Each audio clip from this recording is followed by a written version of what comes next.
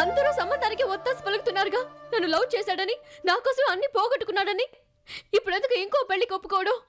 మరి కుట్టి, నువ్వే గాంధీ, చెప్పు వీళ్ళకి. నాకు తెలుసు, దానికి కారణం ఆస్తి పోతుంది పెళ్లి చేసుకోకపోతే, అంతేగా? కాదు, మా అన్న ఆస్తి కోసం ఆశపడే మనిషి కాదు. నిన్ను తను నిజంగా ప్రేమించాడు జానకి. మేడం, మీకేవీ తెలీదు. నిజానికి నీకే తెలియదు. నువ్వు సంబంధాన్ని నాకు పరిచయం చేశావే, అప్పుడు నేను అతన్ని ఒక సహాయం అడిగాను. నేను జానకి కలిసి మా సొంత ఖర్చుతో ఒక అనాథాశ్రమం నడుపుతున్నాం. అక్కడ 400 మంది పిల్లలున్నారు. వాళ్ళందరూ ఉండటానికి వీలైనంత చోట్లేదు.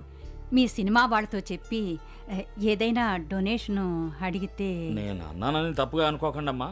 మనం ఎందుకు ఇంకోరి దగ్గరికి వెళ్ళి చేయి సాష్టం? ఇప్పుడు ఈవిడ డాక్టరు, ఈవిని పెళ్లి చేసుకుని లాడ్జ్లో కాపురం పెట్టచ్చా చెప్పండి? అయ్యయ్యా, కానీ నాకు సొంతంగా లాడ్జ్ ఉందే. అందుకని నేను ఈవిని పెళ్లి చేసుకుని ఈవిడితో ఫ్యామిలీ అయిపోతాను. అప్పుడు లాడ్జ్ అనాథ అవుద్ది. ఆ అనాథ పిల్లల్ని తీసుకొచ్చి లాడ్జ్లో ఉంచామే అనుకోండి, లాడ్జ్ ఫ్యామిలీ అవుద్ది. వినటానికి అందంగానే ఉంది, కానీ అది. అలా అంటారేటండి?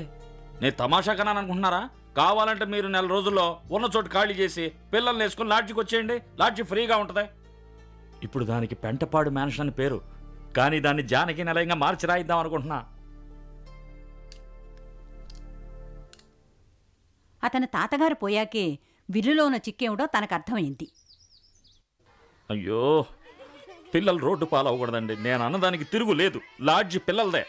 అయ్యో, మరి ఆ జానకి మిమ్మల్ని. అదేదో నా తలరాతలా జరిగింది, కానీ దీని పేరు జానకి నిలయమే. ఇది అనాథ పిల్లలదే. అయితే పెళ్లి కానుక ఆవిడకి ఇద్దాం అనుకున్నాను. ఇప్పుడు ప్రేమ కానుక ఈ పిల్లలకి ఇచ్చిపోతాను.